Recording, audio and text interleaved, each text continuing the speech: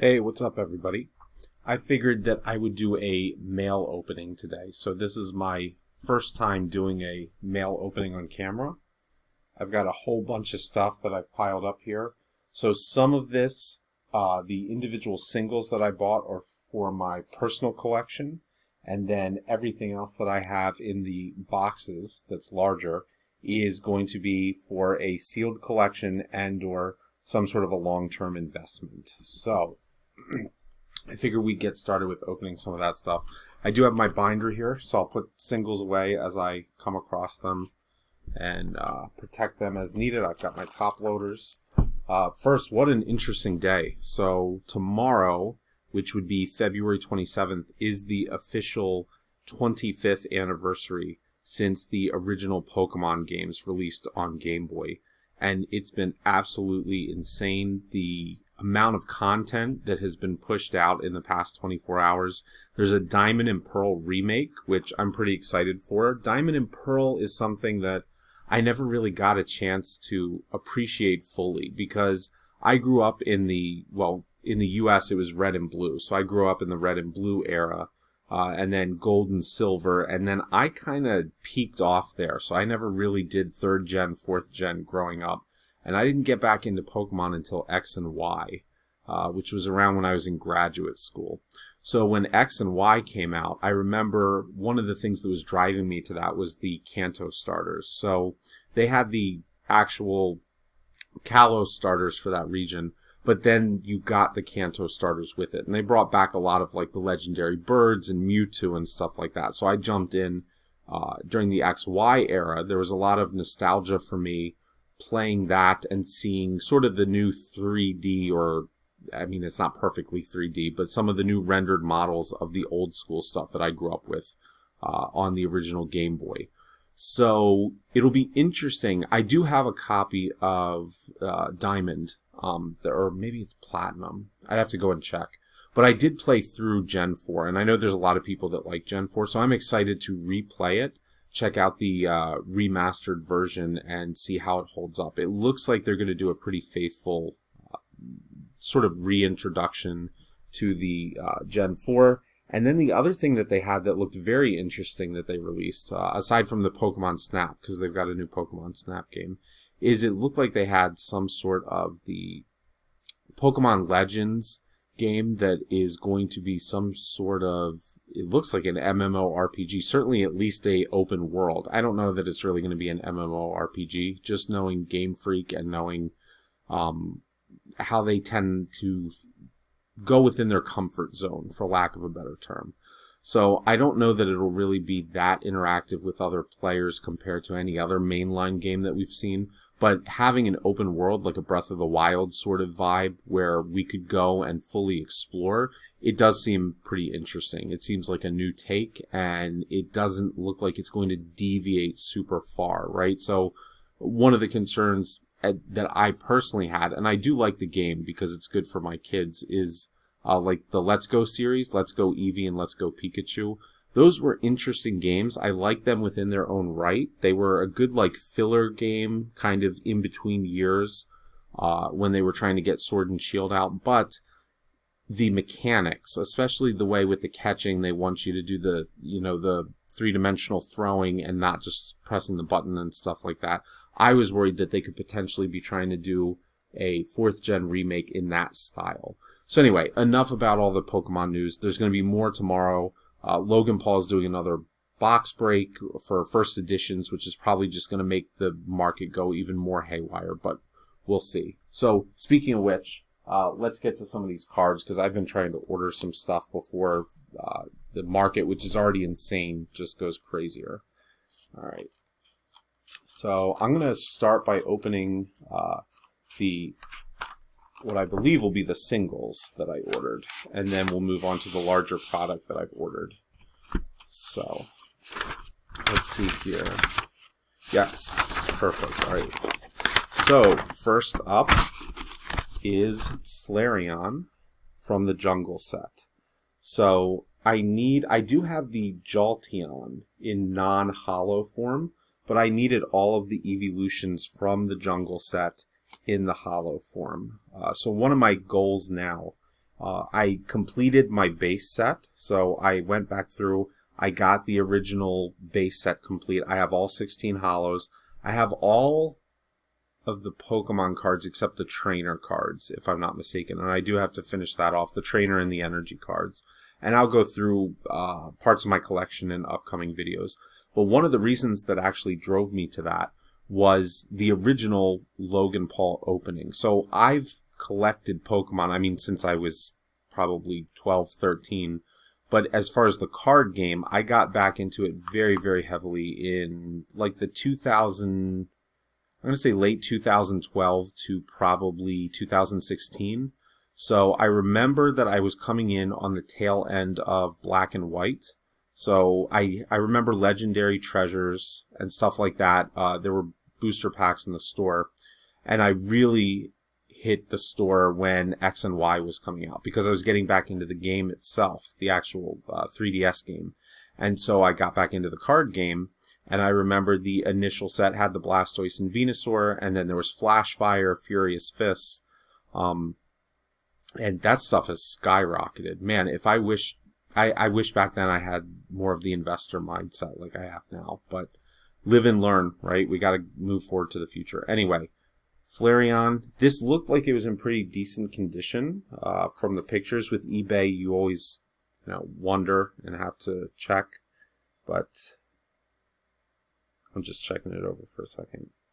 Yeah, this does look pretty nice, at least for the money I paid for it. I'm definitely not buying anything that's super minty or first edition, but that will go in with the jungle because, as I said, I completed the base set, and one of the reasons for that was how crazy the market got after that Logan Paul opening, and I wanted to make sure that I had a goal of 2,000.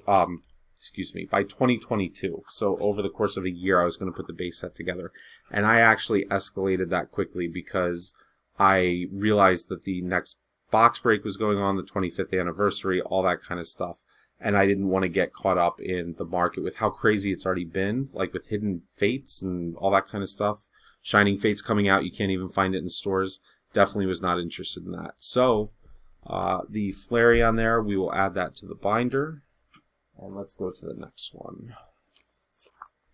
So one of the other reasons that I am trying to get the jungle set is it does have the Evolutions, and Pokemon Company announced that they are doing a full Eevee themed set. And we know how popular the Evolutions are, so the idea that they're going to do a entire Evolution set that is coming out, I have a feeling that a lot of the Eevee cards are going to spike pretty high in regards to that, and I can only hope I can land my hand on a couple booster boxes. So you're going to see a common theme going on here as far as this is concerned with my singles that I've been trying to pick up. So I do have the Jolteon. This is the more modern Jolteon from Generations, so the Jolteon EX. This was always a card I wanted to pull back when I was collecting. So this was the Generations came out in 2016. It was sort of the specialized 20th anniversary set. Can't believe we're already at the 25th.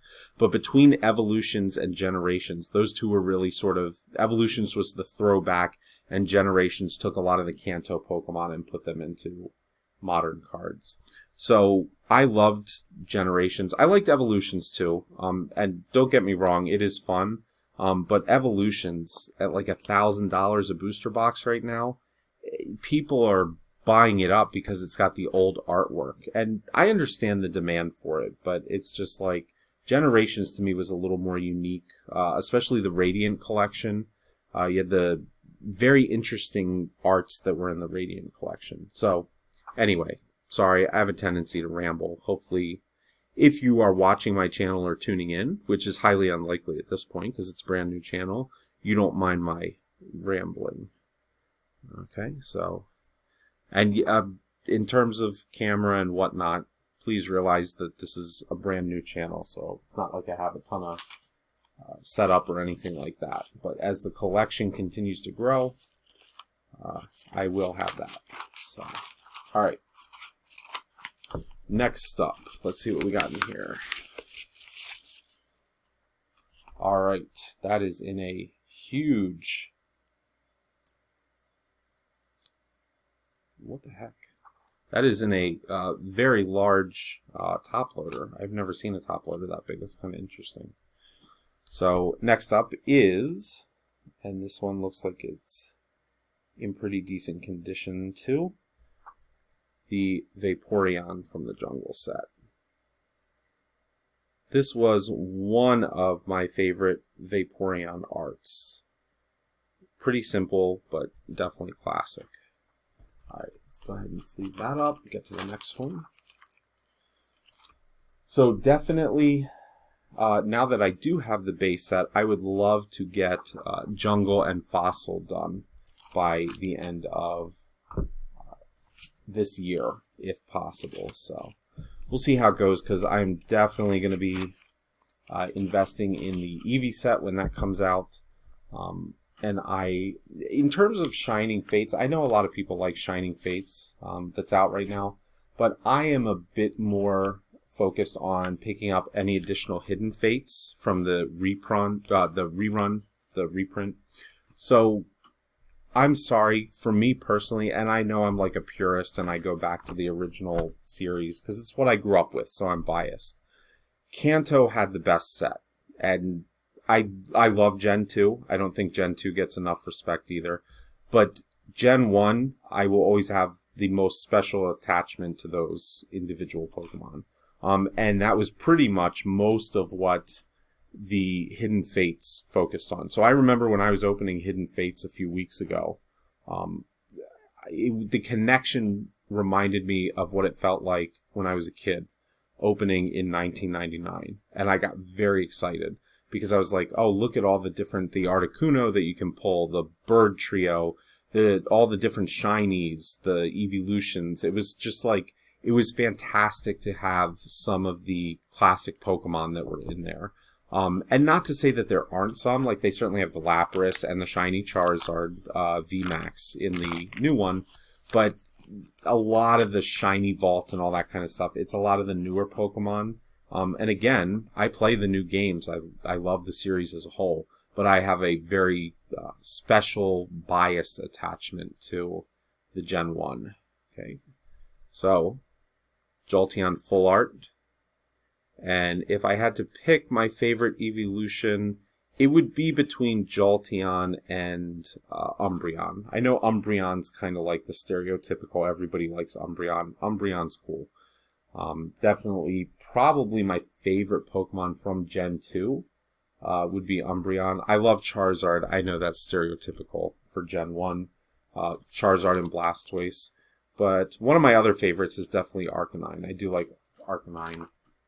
And out of the legendaries, my favorite far and away is Articuno. I like Articuno out of the legendary birds. I have a big thing for Articuno. Very nice. Alright, that concludes the singles. So all Eevee singles. I do have more on the way, so we'll definitely have another mail video as far as singles are concerned. Now, let's get to some of the larger sealed investment stuff for my sealed collection. So definitely want to be careful while I'm opening this. You never know how people may have packed things as you're ordering them and having them sent to you. And while Pokemon is definitely probably the largest part of my card collection, it is by no means the only cards that I collect. I collect the old school Dragon Ball Z score cards. I grew up with that. I'd like to at some point get the Star Wars CCG, because I ended up playing that with my brother. We ended up collecting that. And I'm trying to think. The Dragon Ball Super card game, I got into that for probably about the first 3 sets, and I can go through and show you. I've got a binder. I have almost every card because I bought the booster boxes. I'd love to get a box of Galactic Battle, which was the very first box in that set, but the prices went up to like $1,000 a box really fast, and I'm not throwing that kind of money into that. But I did get a Union Force box sealed, which is the second booster in the series, and that's been going up fast since I got it. So, all right, the first of the 3 right here is, speaking of Hidden Fates, a Hidden Fates one. Okay, so for this will stay sealed. And I bought 2 of these a little while ago, and I had the intention of keeping one sealed and then opening the other one. So I already knew I was planning to rip one open. And they're very expensive because they're about $150 a pop. So to rip them open during today's day and age, it's a very expensive experience. But like I said, when I opened it, I had such a kick. I have not enjoyed opening cards like this since 1999, since I was opening base set. So when I had the experience of opening that first Elite Trainer box and got that feeling, it was very difficult for me to hold off the temptation for the other. And I was like, nope, I want to open it. And I got good hits out of it. I got a shiny Greninja, among other things. But I will show people some of my Hidden Fates and shiny collection in a different video. So that stays sealed. That goes into the sealed collection and the investment portfolio, if you will, for longer term preservation. Because I can tell you one thing, Hidden Fates, with the popularity of it, I think as far as modern sets go, is going to be one of the most highly sought after. I personally, now a lot of people are kind of like, into this now because everything's booming. Back when I was collecting in 2016, and by the way, what pretty much upended my collecting for a few years was having children, being a new father. Just too busy with other stuff. So one of the things that I always liked back in 2016 was Generations. I was obsessed with Generations when it came out. I was going out and buying all the mythical boxes and, all of the... they had like these bigger boxes that had these promos with Charizard, Blastoise, Venusaur, and they had a couple other different Pokemon types in the back of the promo card. They're basic like collection boxes, and then those had some generation packs. So that was one of my favorite things to collect back in 2016. I was just like eating that collection up. And then the price, the packs are like $50 for a booster pack now. It's just absolutely insane. And I've got a bunch of the promos and a bunch of the Radiant collection. Those Charizards really went up. They're like $25 a piece for those, and I think they're just an uncommon. So, alright, I know what this is. So this is a booster box that I picked up. Definitely nothing WotC era at the moment. I will need to save more to put towards something of that nature. But what I did pick up, and I appreciate all the bubble wrapping that came with this. Make sure I'm leaving my positive feedback on eBay. What I did pick up was a sealed Sun and Moon booster. So this will stay sealed. As fun as Sun and Moon is to open, I am trying to get, as far as modern goes, I am trying to get some of the modern booster boxes that are base set. So if you look at prices over time, outside of special collections like Hidden Fates, or Dragon Majesty or something like that, one of the sets that is usually going to do very well over time are the base sets. So if you look at things like X and Y base, Black and White base, the base sets tend to do very well in terms of going up in value over time. And so Sun and Moon, I figured I'd pick up a booster box of that. I would love to get, even more so, some of the tag team era. So you're talking about like Unified Minds, Cosmic Eclipse, all of those. The problem with that is that the market right now, they want anywhere between $300 to $400 a booster box. And I don't mind paying that because those sets are good. But the bigger issue that I have with that is that Pokemon announced that they were going to be doing a large run of reprints for a whole bunch of sets. And they haven't announced what they are yet. With how popular Cosmic Eclipse and Unified Minds and Unbroken Bonds and that whole type of series was, it would not surprise me whatsoever if they go back to print that. So Sword and Shield has only been out really for about a year, as far as the card game is concerned. And so I think that there's probably a high probability that they may go back and reprint some of those end era Sun and Moon. I have a stronger feeling that they probably won't go back all the way to the base set. They could, but either way, the base set's about anywhere between 200 to 220 right now, so a little bit more affordable as far as the initial investment there. Okay, and the last thing, I think I know what's in here, if I'm not mistaken, is something that I definitely expect to continue to go up in value as we're moving along. In fact, I was just talking about this a minute or two ago, if this is what I think it is. So let me, before I start talking here, actually look. Goodness. Is it? Yes, it is. Okay, so, as I was talking about Generations, this is back from the 20th anniversary of Pokemon. So this is from 2016, and this is the Mew Mythical Collection. So I remember very distinctly when this came out, because my wife and I, at the time, we had gone to see, and I don't remember what movie it was, but we went to see a movie in the movie theater at the Arundel Mills Mall in Maryland. And when the movie was over, I went to visit GameStop, and they had these out. They had just released. And I was super excited. I think I picked 2 of them up. And I was always a fan of Mew, so I already liked that it came with the Mew pin and the Mew card. But man, I was ready to get Generations packs. I was like itching to get some Generations packs and see what was inside of those. So one of the interesting things I've heard is that this particular mythical box, because it was the first one, so they went Mew, and then they basically went in order, and they continued down the line for all 12 months. But Mew was the first release of the bunch. Because they were kind of piloting this, this had a smaller print run as they were kind of testing the field and seeing what it was like in terms of reception. And a lot of stores ordered limited amounts of this because they didn't know. It wasn't a mainline booster series. They weren't sure how well it would do. And by the time this was sort of all eaten up, they were already on to, Celebi and Jirachi, and they were moving on to some of the other mythicals. So really cool to have this in the collection. I have this card still in my personal collection, the one that I got back in 2016, as well as the pin. So this will stay sealed, definitely will stay in my collection.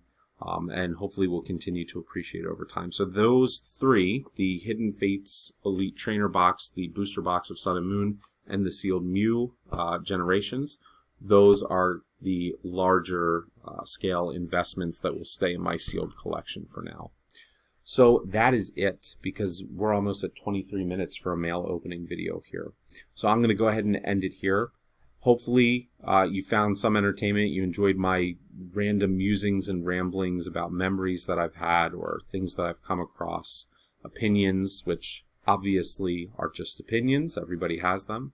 But thank you so much for tuning in. I hope you found it enjoyable, and I'll see you guys in the next video.